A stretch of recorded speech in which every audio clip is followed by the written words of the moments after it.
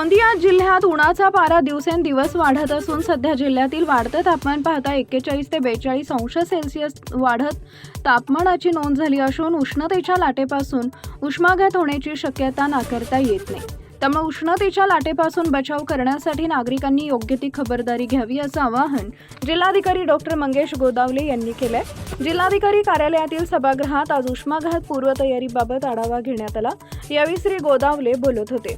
जिल्हा परिषदेचे मुख्य कार्यकारी एम मुरगानाथम, उपजिल्हाधिकारी मानसी पाटील, उपजिल्हाधिकारी निवडणूक विजय औदाणे, जिल्हा आपत्ती व्यवस्थापक अधिकारी राजन चौबे, सर्व उपविभागीय अधिकारी व तहसीलदार यांच्यासह विविध विभागांचे प्रमुख अधिकारी यावेळी उपस्थित होते।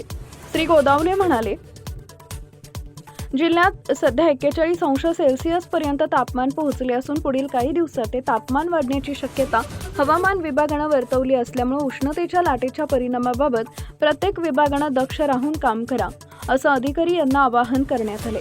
त्याचबरोबर नागरिकांना खबरदारीचा इशारा म्हणून ग्रीन मॅटचा घरी वापर करावा, जेणेकरून उष्णतेचं प्रमाण कमी करण्यास मदत होईल। यावेळी जिल्हाधिकारी डॉक्टर गोदावले यांनी सांगितले।